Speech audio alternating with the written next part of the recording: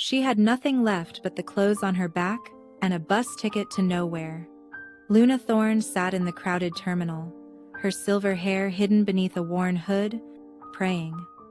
No one would recognize the Omega who'd just been publicly rejected by her entire pack.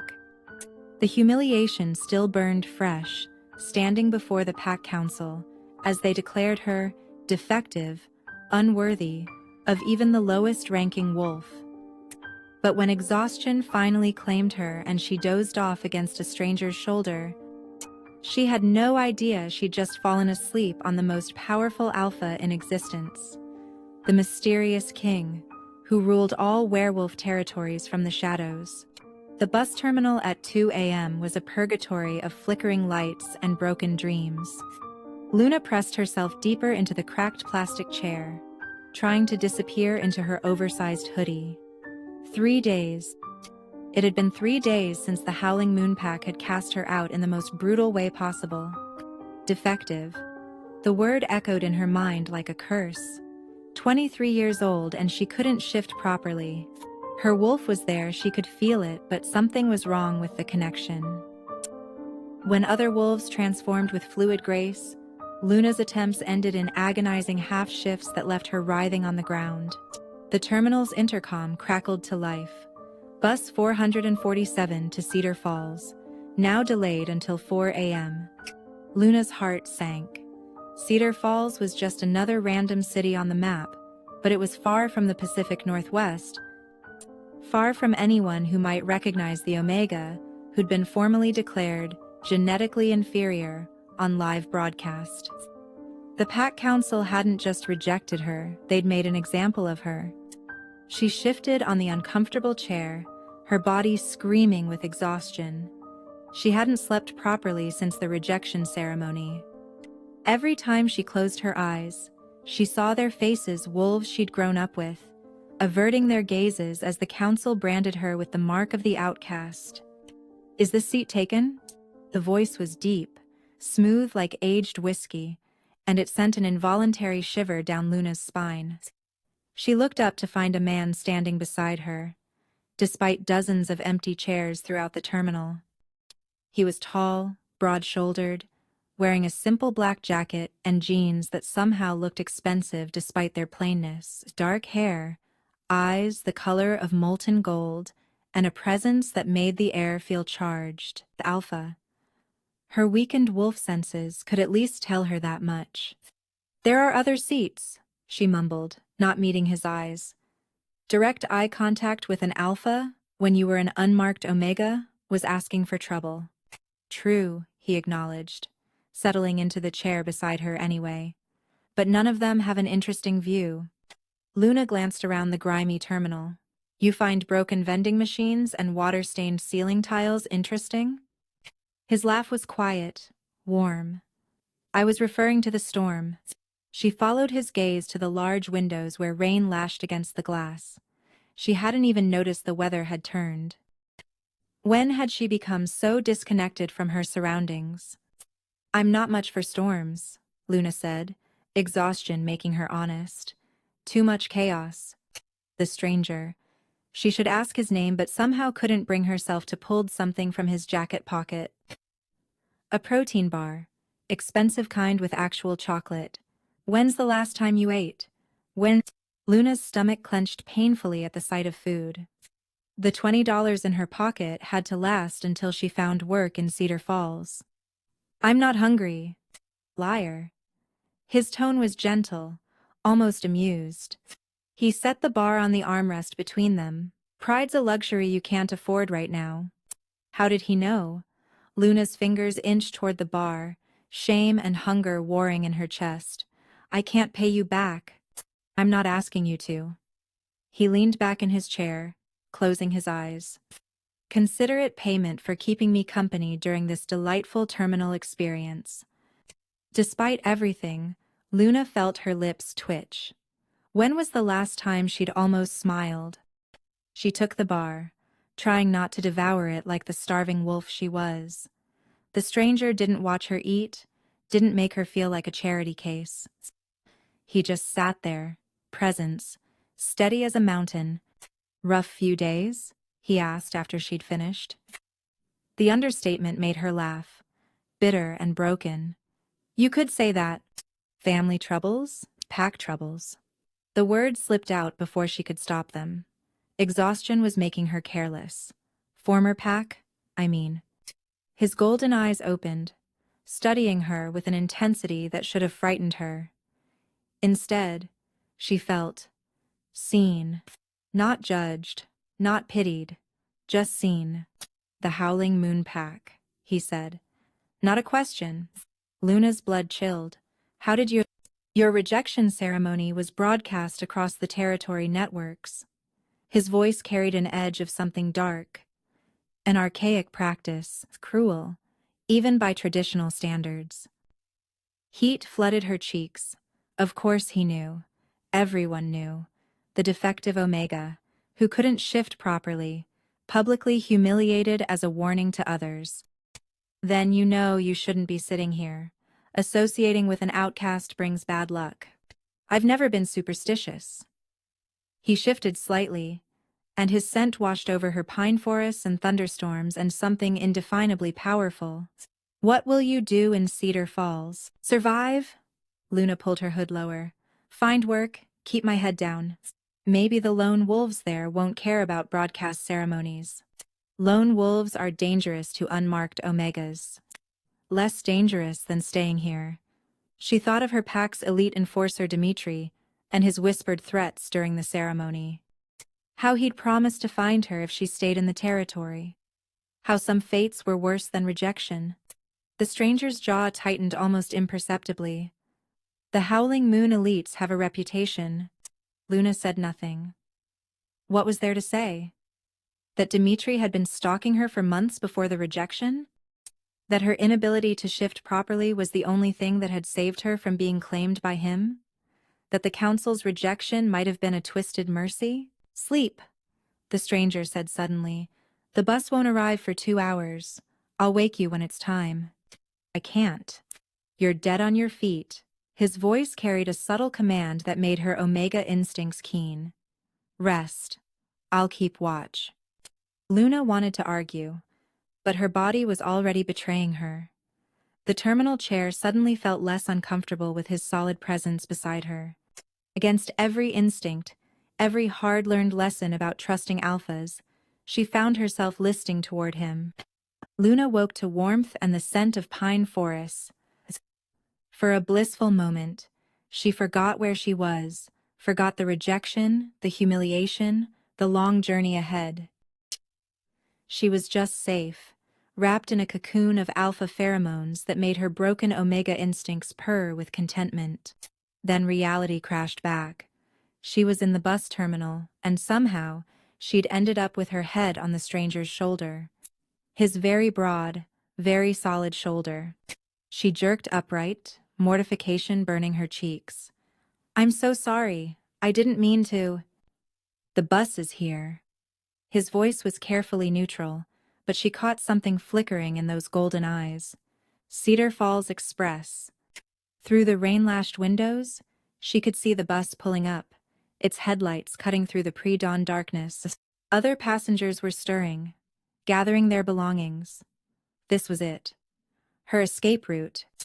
But as Luna stood, her legs nearly buckled. 3 days of no sleep and little food had taken their toll. The stranger's hand shot out, steadying her elbow. The touch sent electricity racing up her arm. Thank you, she whispered, pulling away. For everything. He studied her for a long moment, and Luna had the unsettling feeling he was memorizing her face.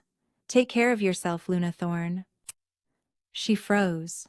She hadn't told him her name. How? The broadcast, he said simply. They used your full name during the ceremony.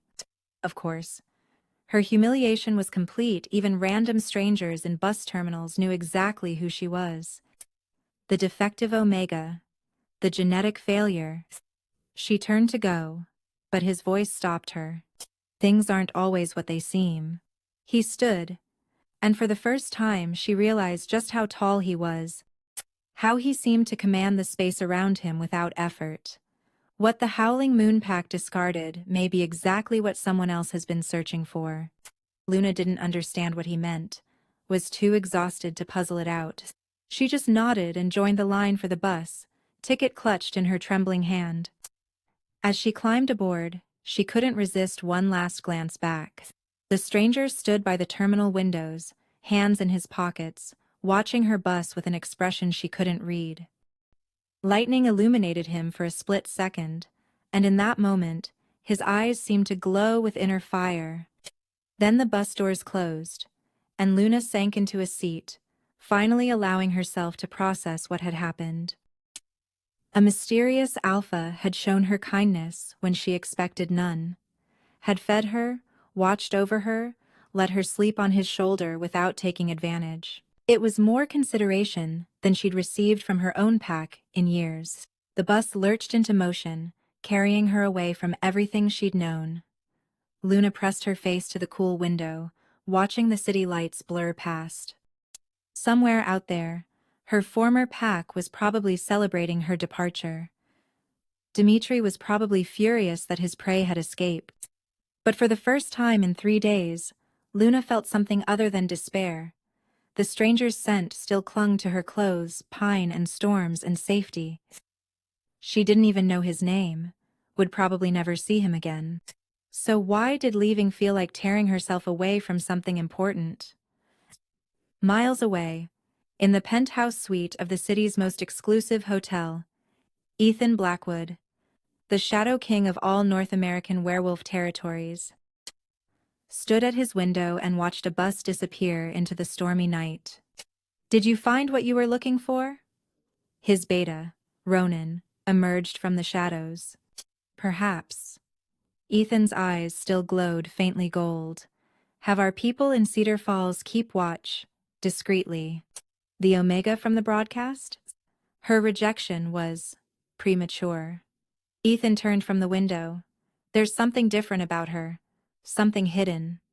Her rejection with her rejection. Cedar Falls was nothing like the territory Luna had left behind.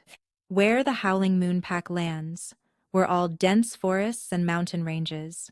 This city sprawled across flat plains, modern and impersonal. The bus deposited her at another terminal at noon, into bright sunshine that felt wrong after days of rain. Luna had exactly $18 left, and no plan beyond survive. The first week was brutal. The homeless shelter was full, and most businesses took one look at her unmarked Omega status and hollow eyes before showing her the door.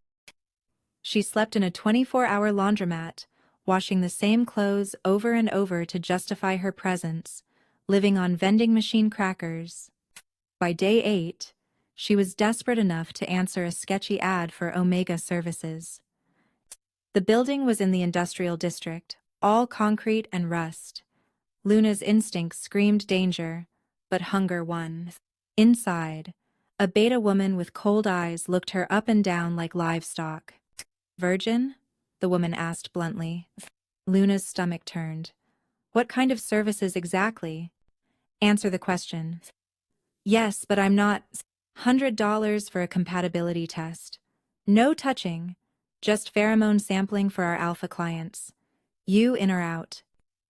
Luna thought of the stranger in the terminal, his kindness without conditions, then thought of her empty stomach. Just pheromones? Just pheromones. This time. The implication hung heavy, but Luna was beyond caring. Fine. They led her to a sterile white room that reeked of industrial cleaners, trying to mask other scents. Fear, desperation. Things that happened when Omegas ran out of options.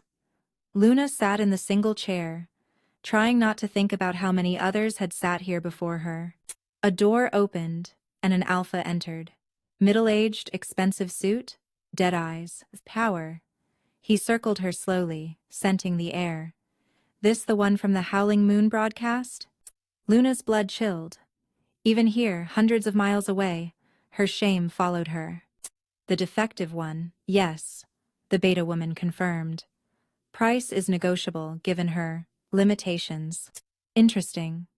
The alpha leaned closer, and Luna fought not to recoil. His scent was wrong, artificial cologne over something rotten. Can't shift properly, they said. But there's something else. The door exploded open, not metaphorically. The heavy metal door literally flew off its hinges, slamming into the far wall. 3 figures in tactical gear stormed in, moving with lethal precision. The Alpha and Beta hit the ground, unconscious, before Luna could even process what was happening. Clear, one of the figures said, voice muffled by their mask. Then, to Luna, are you hurt? She couldn't speak, couldn't move. This was it. They'd found her. Dimitri had sent Miss Thorne. The lead figure removed their mask, revealing a woman with steel-gray hair and kind eyes. We're not here to hurt you. We're here to extract you. I don't. Who are you? Protection Services. You've been flagged as at risk. The woman's nose wrinkled at the unconscious Alpha. This establishment has been under surveillance for trafficking connections. You're lucky we moved when we did. I didn't know, I just needed money. No judgment, but you're coming with us now. It wasn't a request. Someone wants to ensure your safety. Who? I don't know anyone in Cedar Falls. The woman's expression was unreadable. The orders came from very high up. That's all I'm authorized to say. They wrapped Luna in a shock blanket and led her to a black SUV. Everything felt surreal, like she was watching someone else's life from outside her body.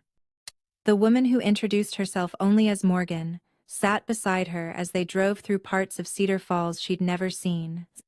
Clean streets, manicured lawns, a different world from the industrial district. The safe house was a modest 2-story home in a quiet neighborhood, so normal it felt alien after her week of desperation. Morgan led her inside, where everything was clean and comfortable, and stocked with food that made Luna's stomach growl audibly. Shower, eat, rest, Morgan instructed. There are clothes in the bedroom that should fit. We'll talk more tomorrow. Wait. Luna caught her arm. You said someone wanted to ensure my safety. Who? And why? Morgan hesitated. Have you ever heard of the Shadow King? Every wolf had heard of the Shadow King. Ethan Blackwood, the Alpha who'd united the fractured territories through a combination of strategic brilliance and ruthless efficiency. He ruled from the shadows, hence the name rarely seen but felt everywhere. Some said he could walk through walls. Others claimed he could kill with a thought. That's a myth, Luna said weakly. No one's ever actually seen him. Haven't they? Morgan smiled slightly. Rest, Miss Thorne. Tomorrow brings new challenges. Luna wanted to argue, but exhaustion was a living thing dragging her down. The shower was heaven, hot water washing away a week of fear and grime. The clothes were simple but quality jeans, soft sweaters, everything in her size. The bed was clean and soft and safe. She should have been suspicious, should have questioned why the mysterious Shadow King would care about one rejected Omega. But Luna was beyond questioning miracles. She slept for 14 hours straight, deep and dreamless. When she woke, sunlight was streaming through the windows, and the smell of coffee drifted from downstairs. Luna found Morgan in the kitchen, along with a younger man typing furiously on a laptop. This is Marcus, Morgan said, pouring Luna coffee without asking. He handles our technical requirements. Surveillance detected, Marcus said, without looking up. 2 vehicles, howling Moonpack signatures. They've been circling for an hour. Luna's coffee mug shattered on the floor. Dimitri? A lead enforcer, Dmitry Volkov, and 4 others, Marcus confirmed. They must have tracked you through the compatibility center. Those places always keep illegal biometric data. I need to run. Luna was already backing toward the door. If they find me here, they won't. Morgan's voice was calm steel. This house is protected. You don't understand.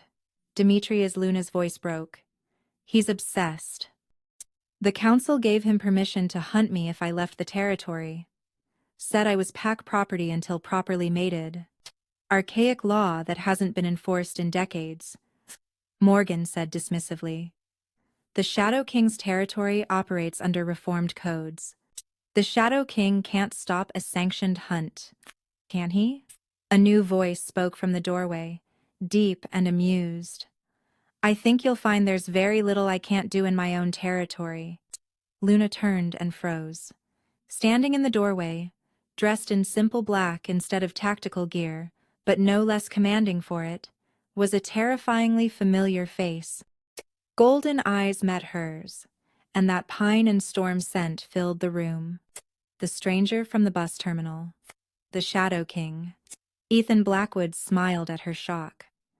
Hello again, Luna. I believe we have unfinished business. The world tilted. Luna's knees buckled, but strong hands caught her before she hit the ground. The last thing she saw before darkness claimed her was those golden eyes, no longer hiding their supernatural glow. When she woke, she was on the couch, a cool cloth on her forehead. The Shadow King.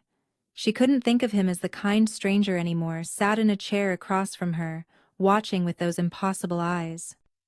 You knew, she whispered. At the terminal. You knew who I was. Yes. Why? Your rejection ceremony wasn't just broadcast locally, Ethan said, his voice gentle despite the bombshell he was dropping. It went through the territorial networks. I was reviewing border disputes when your face appeared on my screen. Luna struggled to sit up, the cloth falling from her forehead. And you, what decided to play guardian angel to the defective Omega? I decided to investigate why the Howling Moon Council was so eager to publicly destroy you. His golden eyes never left her face. Public rejections are rare. They're usually reserved for traitors or criminals. You're neither. I can't shift properly. That's crime enough for traditional packs. Is that what they told you? Ethan leaned forward, and Luna caught herself wanting to lean toward him too. Tell me, when did your shifting problems begin? The question threw her. Around 16. My first full moon after presenting as Omega. And before that? Luna frowned. Before that, I was normal. I mean, I couldn't fully shift yet, most wolves can't until after presentation, but I could do partial shifts like everyone else. Interesting. Ethan exchanged a look with Morgan. And did anything significant happen around your 16th birthday? Any injuries, illnesses, changes in your pack standing? Memory surfaced like a bubble of poison. Dimitri. Dimitri. Dimitri. Dimitri's story. Dimitri's story. Dimitri's story. Dimitri's story. Dimitri's story. Dimitri's story. Dimitri's story. The name made the temperature in the room drop. Ethan's eyes flashed dangerously bright. Explain. He became elite enforcer that year, and Luna's throat closed up. Even after 7 years, the memory made her skin crawl. He noticed me. Said I was going to be his when I was old enough. The Alpha approved, said it would be an honor for an Omega to be chosen by an elite. But you weren't interested. But you weren't interested. I was 16. The words exploded out. I was a child, and he was 25 and looking at me like property. Ethan's voice had gone deadly soft. What happened next? Luna wrapped her arms around herself. I tried to tell the council. They said I should be grateful for the attention. That's when the shifting problems started. Every time I tried, it felt like something was blocking me. The pack healer said it was psychological, that I was rejecting my wolf nature out of misguided fear. Kami. Marcus. Ethan didn't raise his voice, but the younger man immediately started typing. Pull all medical records from Howling Moon Pack, specifically their healing department. Use the emergency override codes. Sir. That's... Do it. Morgan moved to sit beside Luna, her presence surprisingly comforting. There are certain substances, she said carefully, that can interfere with shifting. They're illegal in most territories, but some traditional packs still use them to manage difficult omegas. Luna's blood turned to ice. You think they drugged me? We'll know soon enough. Ethan's controlled fury was more terrifying than any shouting would have been. But it would explain why they needed the public rejection. If you'd simply left the pack, gone somewhere modern enough to run proper tests, and they'd have been exposed. Luna finished, horror dawning. Oh God, 7 years. They kept me broken for 7 years because I wouldn't submit to... Her stomach revolted. Luna barely made it to the bathroom before she was violently sick, her body finally processing the magnitude of betrayal. When she emerged, shaky and embarrassed, Ethan was waiting with a glass of water and a towel. I'm sorry, she whispered. You have nothing to apologize for. His hand hovered near her elbow, not quite touching. May I? She nodded, and he guided her back to the couch. His touch was gentle but grounding, nothing like the possessive grabs she was used to from alphas. Got it, Marcus announced, laptop screen filling with data. Medical records, healer notes, even pharmaceutical orders. Boss, you need to see this. Ethan read over his shoulder, his expression growing darker with each line. Wolfsbane derivative, microdose through pack communion wine. Specifically targeted to omega metabolism, highly illegal, and every order is signed by Xiomara's. Healer Sophia, Luna said dully. She always insisted I take extra communion, said it would help with my condition. The healing department was working with Dimitri, Morgan said, reading her own tablet. Financial records show significant payments from his personal accounts to healer Sophia, starting the month of Miss Thorne's 16th birthday. 7 years of being told she was defective, 7 years of shame and isolation. 7 years of a conspiracy to keep her weak and dependent, all because she dared to say no to an elite enforcer's claim. A sharp whistle from outside made everyone freeze. Marcus's fingers flew over his keyboard. Dimitri's team is moving. They've surrounded the house. Predictable, Ethan said, standing with fluid grace. Morgan? Status on our response teams? In position. Await your signal. Luna grabbed his arm. Please. No violence. Whatever else he is, Dimitri is still pack elite. If you kill him, it would start a territory war. Ethan covered her hand with his. I'm aware. But there are other ways to handle rabid dogs. The front door exploded inward. Dimitri stood in the wreckage, his handsome face twisted with obsessive fury. 4 other wolves flanked him, all in partial shift. Stand aside, Shadow King, Dimitri snarled. The Omega is mine, by right of hunt. Is she? Ethan stepped forward, placing himself between Luna and the threat. Show me the authorization. Dimitri produced a parchment, marked with the Howling Moon seal. Signed by the full council. The defective Omega is pack property until properly mated. As elite enforcer, I claim mating rights. Interesting. Ethan didn't even glance at the document. And what gives the Howling Moon Council authority in my territory? Ancient law. A sanctioned hunt crosses all borders. Ah yes, ancient law. Ethan smiled. And it was all predator. I do so love ancient law. Tell me, Enforcer Volkov, are you familiar with the right of sanctuary? Dimitri's confidence faltered. That law hasn't been invoked in centuries, proud. Hasn't it? Ethan's eyes began to glow. I invoke the right of sanctuary for Luna Thorne. As Shadow King of this territory, I offer her my protection. Any who would claim her must go through me. Quote, you can't just... Actually, I can. Marcus helpfully pulled up a holographic display of legal text. Section 23, subsection 4. Any alpha of king rank may invoke sanctuary for an omega in distress. The protection stands until formally challenged in ritual combat. Dimitri's face flushed red. Fine. I challenge. Furthermore, Ethan continued conversationally. Section 30 requires any challenger to be of equal rank. Are you a king, Dimitri? Silence. Then, I'll petition the council. They'll demand you release her. They're welcome to try. Ethan's power unfurled like dark wings, filling the room with the weight of an apex predator. Even from behind him, Luna felt her knees weaken. But first, they'll need to explain why their healing department has been illegally drugging an Omega for 7 years. Dimitri went white. That's a lie, is it? Marcus turned his laptop screen toward them. Would you like to see the invoices? Your signatures? The recorded conversations where you discuss, and I quote, keeping the little bitch too weak to run? The other wolves were backing away now, sensing the trap closing. Dimitri stood alone, his obsession warring with self-preservation. This isn't over, he snarled. She's mine. She's always been mine. No.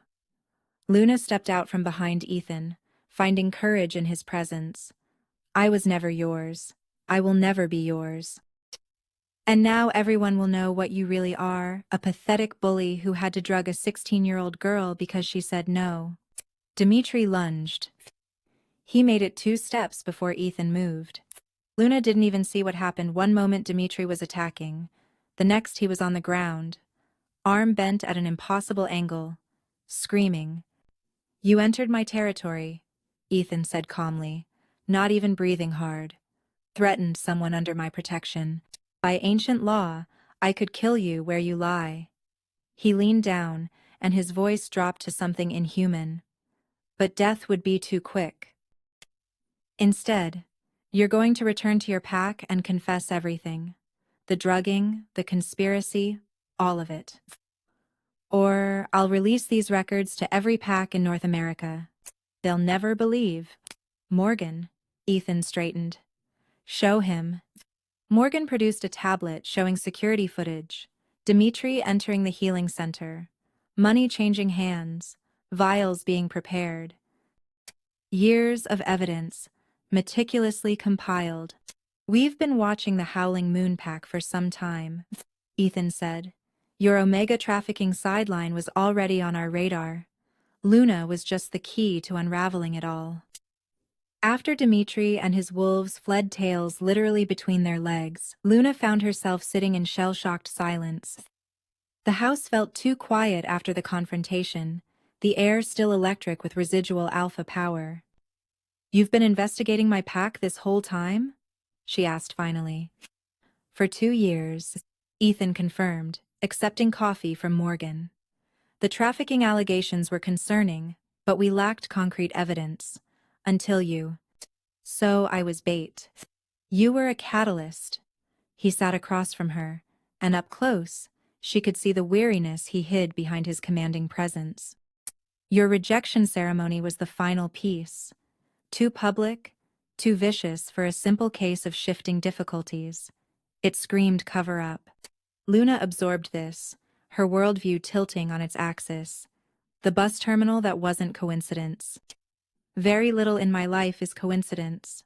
His smile was rueful, though I admit, I didn't expect. What? You. The single word carried weight. Your resilience, despite everything they'd done. Your kindness to a stranger when you had nothing.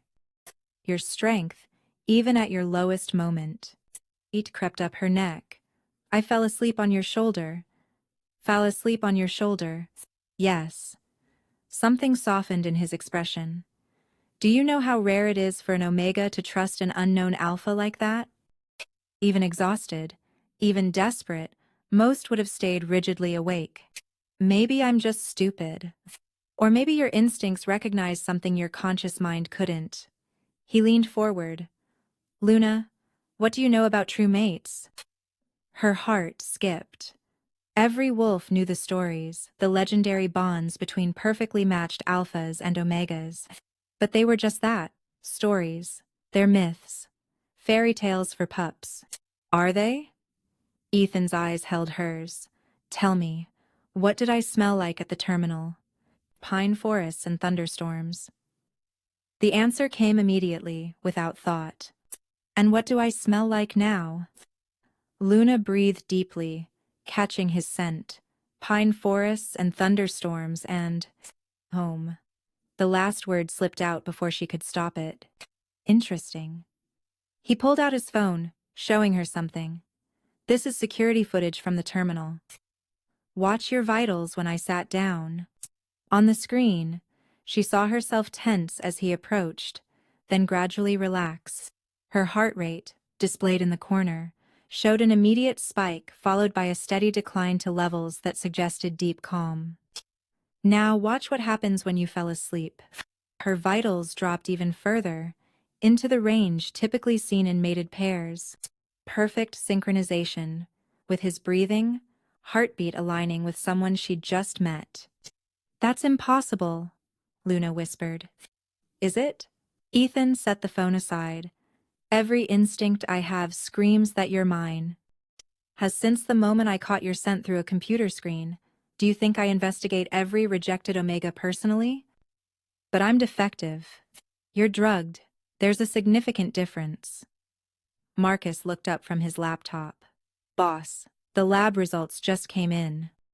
With proper detox treatment, her shifting abilities should fully return within 3 to 6 months. 3 to 6 months. After 7 years of believing she was broken, she could be whole again in months. I can't stay here that long, Luna said, panic creeping in. The sanctuary protection won't hold forever. Dimitri will find a way. Which brings me to my proposition. Ethan's voice went formal, careful. There is one form of protection that supersedes all pack law, ancient or modern. Luna's breath caught. Mating? A formal mating alliance with the Shadow King would make you untouchable. No pack would dare challenge it, especially once we expose the Howling Moon Pack's crimes.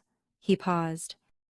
It would also give you resources to heal, to recover what they stole from you. And in return? In return, you help me dismantle their trafficking network. Your testimony, combined with our evidence, would be devastating. And he hesitated, showing vulnerability for the first time. You give us a chance to explore what this connection between us might be. Luna's head spun. You're asking me to mate with you for political reasons? I'm asking you to consider a partnership that protects us both while we determine if what I suspect is true, that you're my true mate. His golden eyes burned with sincerity. I would never touch you without permission. The mating would be ceremonial only until you're ready for more. If you're ever ready for more. And if I say no? Then I maintain sanctuary protection as long as legally possible and help you relocate somewhere safe after. No hesitation, no conditions. I won't trap you, Luna. You've had enough of alphas trying to control you. Luna requested 3 days to decide. Ethan gave her a week. She spent it in a blur of medical treatments, supervised by healers who were horrified at the systematic poisoning she'd endured. Each day brought revelations, food she couldn't digest properly because of the wolfsbane, headaches she'd thought were normal, the constant exhaustion she'd blamed on her supposed defect. Your wolf is fighting to surface, the lead healer, Dr. Chen explained during one session. I can feel her. She's been caged, not killed. Morgan became her constant companion, teaching her self-defense and explaining the complex political web Ethan navigated as Shadow King. He rules differently than other alphas, she said during one training session. Not through fear, but through loyalty. Every wolf in his inner circle chose to follow him. Even you? Especially me. Morgan's smile held shadows. He saved my daughter from a trafficking ring 5 years ago. I've been his blade in the darkness ever since. On the 4th day, Luna met the Shadow Court Ethan's Council of Advisors. She'd expected intimidating alphas and cold politicians. Instead, she found a motley group that included a teenage hacker, Marcus's younger sister Jade, an elderly Omega historian, and a human attorney who specialized in supernatural law. So, you're the one who has our king twisted in knots? The historian, Professor Blackthorne, said with a knowing smile. Haven't seen him this focused since the territory wars. I haven't agreed to anything, Luna protested. No, but he's hoping. Jade spun in her chair, purple hair flying. Did you know he's postponed 3 international conferences to stay in Cedar Falls? The European PACs are furious. Luna didn't know what to do with that information. The Shadow King, putting his duties on hold for a rejected Omega who might say no? On the 6th night, she found Ethan on the safe house roof, staring at the stars. He did that sometimes appeared in unexpected places, always careful not to crowd her but somehow always within reach if needed. Couldn't sleep? He asked as she joined him. Too many thoughts. She sat beside him, no longer afraid of his presence. Somewhere in the past week, his scent had become synonymous with safety. Tell me about the territory wars. Fishing for information? Learning about the alpha who wants to mate me, Pard. He was quiet for a long moment. 10 years ago, the territories were in chaos. 23 different packs claiming dominion, fighting over resources, trafficking humans and Omegas with impunity. The human government was days away from military intervention. And Khafren. But you stopped it. I united them. Through force when necessary, diplomacy when possible. His eyes reflected starlight. I never wanted to be King, Luna. I wanted to be a healer, if you can believe that. But sometimes we become what the world needs, not what we dreamed. Do you regret it? Every day. The honesty was brutal. But then I see the trafficking rings we've dismantled, the Omegas we've saved, the peace we've built. And I think perhaps the cost was worth it. What cost? Isolation. Who befriends the Shadow King? Who loves the monster that rules from darkness? He turned to her. Until a stubborn Omega fell asleep on my shoulder and reminded me I was still capable of gentleness. Luna's chest tightened. Ethan. I know it's too soon. I know you need time to heal, to discover who you are without their poison. But I need you to know, regardless of your decision, meeting you has already changed me. She believed him, not because of her ability to detect lies, but because his vulnerability in that moment was so raw, so real, it couldn't be anything but truth. On the 7th day, she gave him her answer. The mating ceremony was scheduled for the new moon, symbolic of new beginnings. The Shadow Court worked overtime to ensure everything was legal, binding, and most importantly, gave Luna every possible protection. You can still change your mind, Ethan said the night before, finding her in the garden behind the safe house. Even at the altar. Even after. This is about protection first, everything else second. Gaddis. I know. She touched his hand, still marveling that she could do so without fear. But what if I don't want to change my mind? His eyes flashed gold. Luna, you saved me. Not just from Dimitri, but from believing I was broken. You've shown me kindness without conditions, protection without possession. You've given me choices when everyone else only gave me commands. She stepped closer. So what if I choose you? The ceremony took place at midnight in the sacred grove, a hidden sanctuary in the heart of Ethan's territory, where ancient magic still thrummed through the trees. Luna wore a simple white dress that Morgan had helped her choose, her silver hair crowned with moonflowers that glowed softly in the darkness. She'd expected a small, private affair. What she found was hundreds of wolves, each holding a candle, creating a sea of flickering lights. Who are all these people? She whispered to Morgan. Wolves you'll be protecting as queen. Omegas rescued from trafficking rings. Survivors who found sanctuary in the king's territory. Morgan's smile was proud. They came to witness hope. Ethan waited at the grove's heart, and Luna's breath caught. Gone was the casual traveler from the bus terminal, or the intense protector from the safe house. Tonight, he was every inch the Shadow King power radiating from him, in waves that made the candle flames dance. But his eyes, when they found hers, were soft, vulnerable, full of wonder. The ceremony itself was ancient, conducted by Professor Blackthorne in the Old Language. Luna understood only fragments, but she felt the weight of the words, the binding of souls that transcended politics or protection. When it came time for the marking, the traditional bite that would seal their bond, Ethan hesitated. "This can be ceremonial only," he murmured, low enough that only she could hear. "A surface mark that will fade in time if you choose." Luna thought of 7 years of having her choices stolen, thought of Dimitri's possessive gaze, and the pack that had poisoned her for refusing to submit. Then she looked at this powerful alpha, who was offering her an exit even at the altar. "Make it real," she whispered back. "I want them all to know I chose this, chose you." His eyes flared bright gold. When his teeth found her neck, it wasn't the brutal claiming she'd always feared. It was gentle, reverent, a question and promise combined. The bond exploded between them, not the artificial submission the wolfsbane had suppressed, but something wild and free and absolutely right. Luna gasped as her wolf, caged for 7 years, suddenly surged forward. Not fully, not yet, the poison still lingered. But she felt her for the first time in years, howling joy through their new mate bond. "Mine." Ethan's voice echoed in her mind, rich with satisfaction. "Yours," she agreed, then added with a mental smirk, "and you're mine, Shadow King." His laughter through their bond was better than music.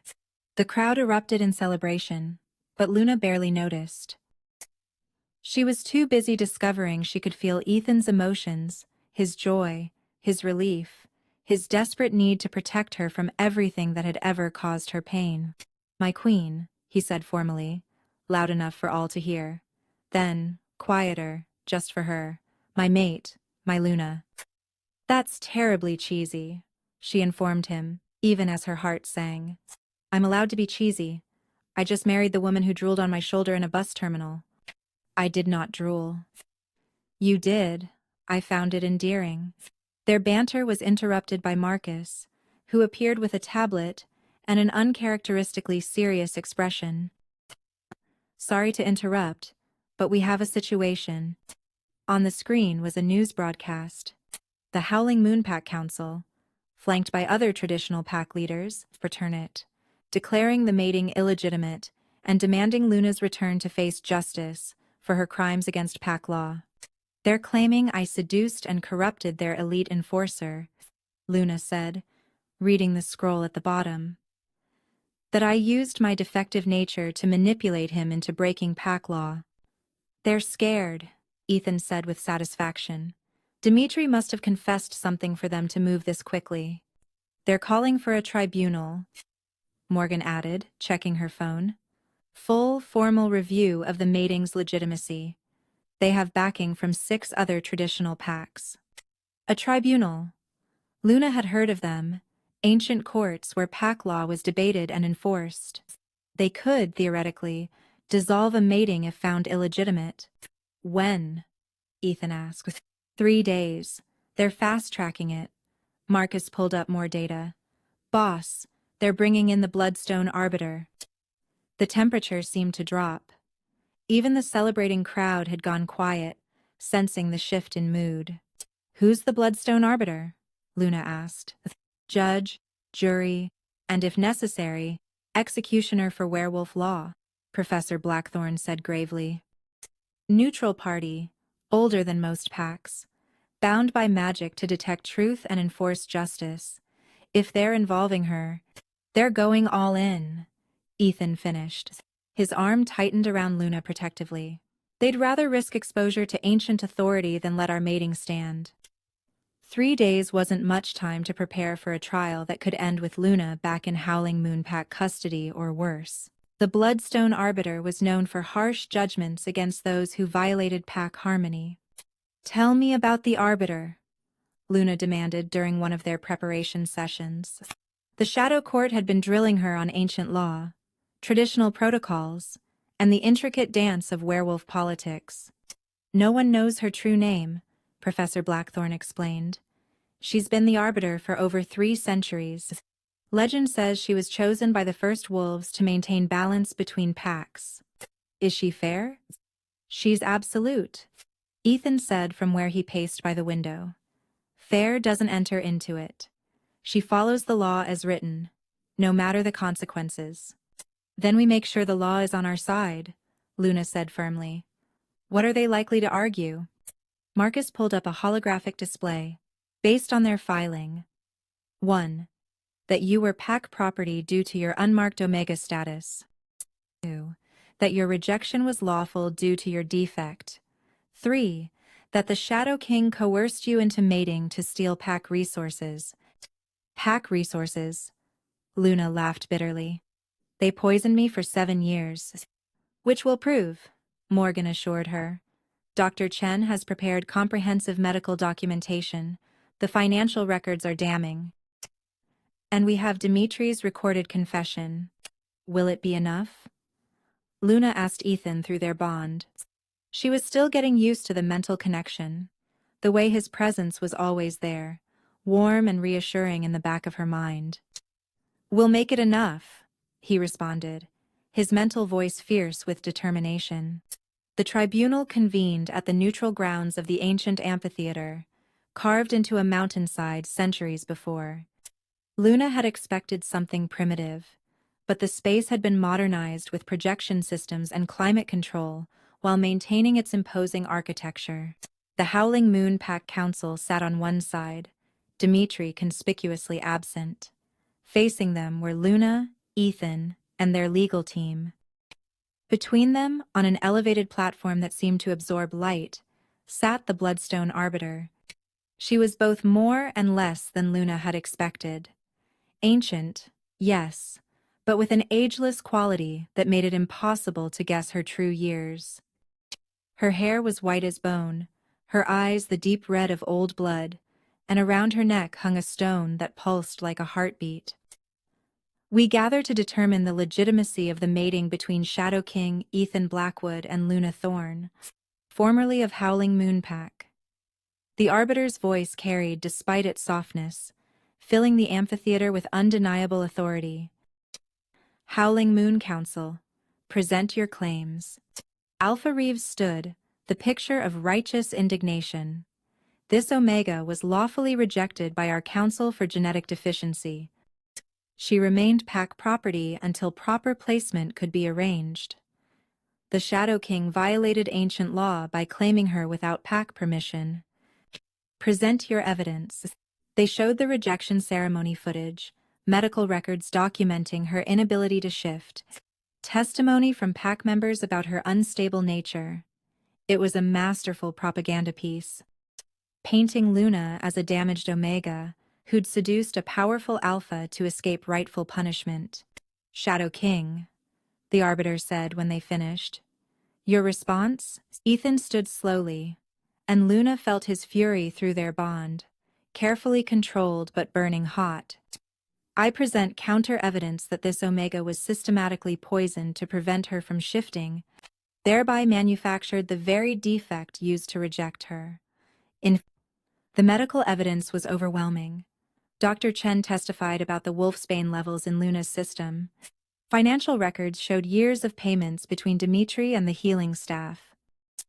Then came the security footage from the healing center, showing young Luna being forced to drink extra communion wine while Dimitri watched with satisfaction.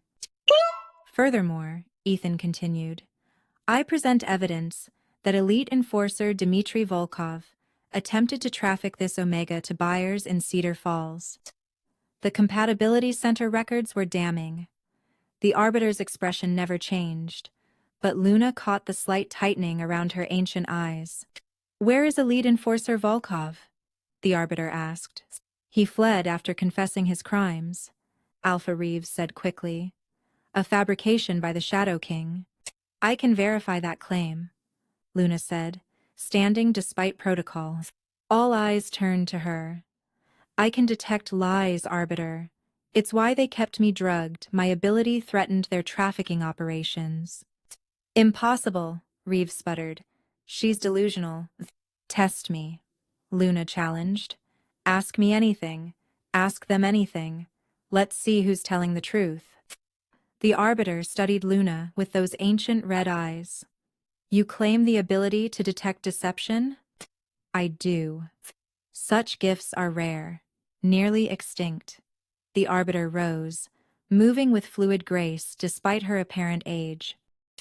If you truly possess this ability, you could sense the truth in my words as I sense it in yours. Luna felt Ethan tense beside her, ready to intervene, but she touched his hand. Trust me.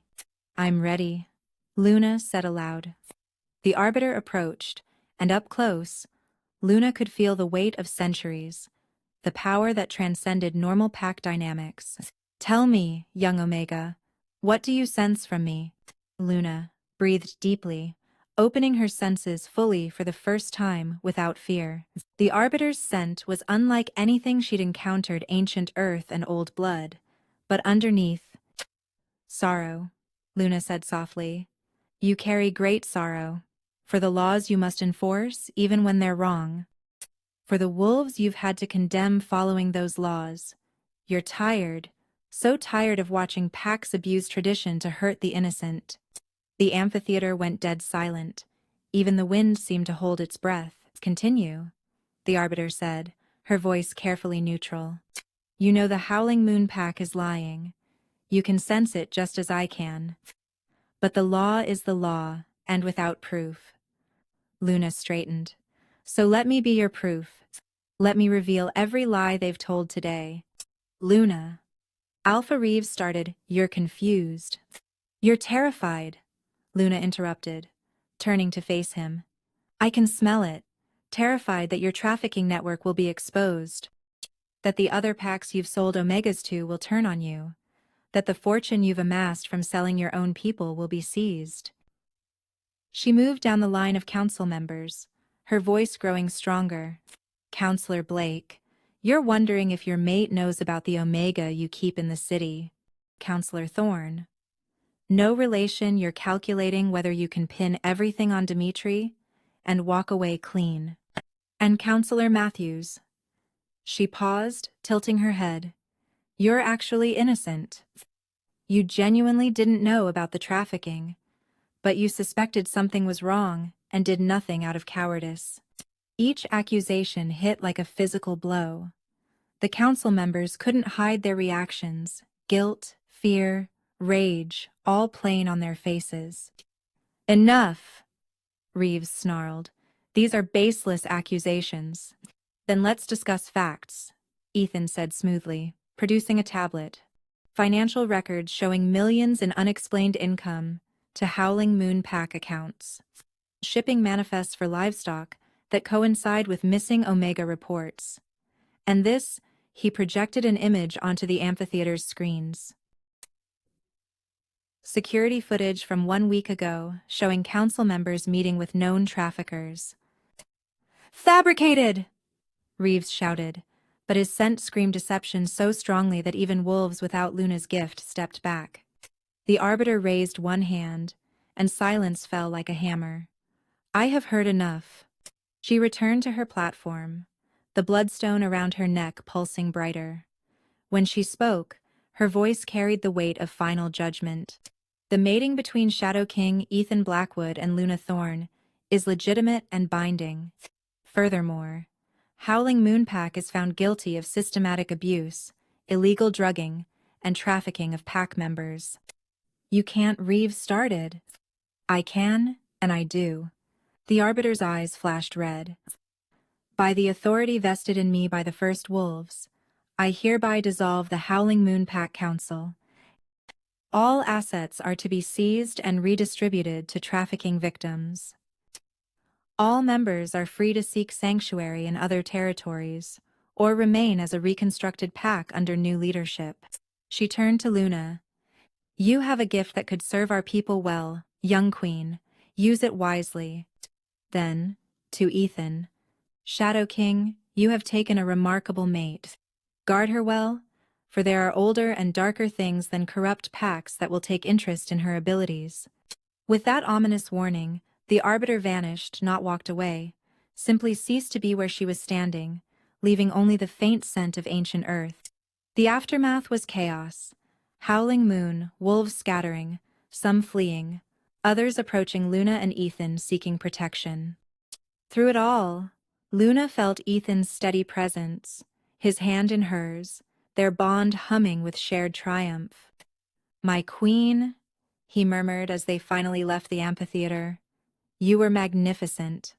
"I was terrified," she admitted. "But it needed to be done." "No," he corrected, pulling her close. "You were terrified and magnificent. That's what Courage Island." They returned to Shadow King territory to find celebrations already beginning. Price. Word had spread quickly. The rejected Omega who'd brought down a corrupt pack, who'd stood before the Bloodstone Arbiter and spoken pure truth. That night, in the private quarters of the Shadow Palace, which was far less imposing than it sounded, more like a large house than a castle, Luna finally let herself process everything that had happened. 3 weeks, she said, curled against Ethan on their bed. 3 weeks ago, I was sleeping in a laundromat, convinced I was broken beyond repair. And now? Now I'm queen of the Shadow Territory, with a mate who pretends to be terrifying, but actually reads poetry when he thinks no one's looking. "I don't read poetry," he protested.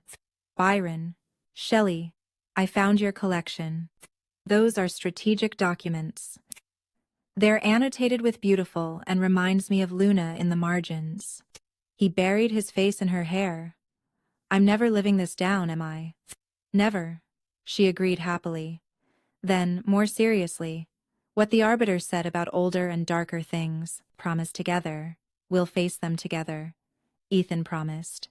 "Whatever comes, we face it together." Through their bond, Luna felt the absolute truth of his words. Whatever challenges lay ahead, and she sensed there would be many, they would meet them as partners, as equals, as mates. "I love you," she said, the words coming easily now. "Even if you do read poetry." "I love you too," he replied. "Even if you did drool on my shoulder." "I did not drool." Their laughter filled the room, warm and bright, and full of hope. Outside, the moon rose full and silver, blessing the Shadow Kingdom with its light. And in the heart of the palace, a rejected Omega and a lonely king held each other close, their bond a beacon of what love could be when given freely, chosen deliberately, and protected fiercely. The corruption of Howling Moonpack was ended. The trafficking rings were being dismantled. And Luna Thorne, who'd once believed herself broken beyond repair, had found not just healing but purpose, not just safety but strength, not just a mate but a true partner. Some stories end with happily ever after. This one ended with something better. Happily ever now, with the promise of all the adventures yet to come. 6 months later, Luna shifted for the first time in 7 years. Her wolf was silver as moonlight, small but fierce, and when she ran beside Ethan's massive black form through their territory, she felt truly free. Power. The Bloodstone Arbiter's warning proved prophetic. Other forces did take interest in an Omega who could detect any lie, Pa says. But that's another story, for another time. For now, there was just the run, the hunt, the joy of being whole and home and completely, irrevocably loved. And if sometimes she still fell asleep on Ethan's shoulder, well, he never once complained about the drooling, even though she definitely didn't drool. Much.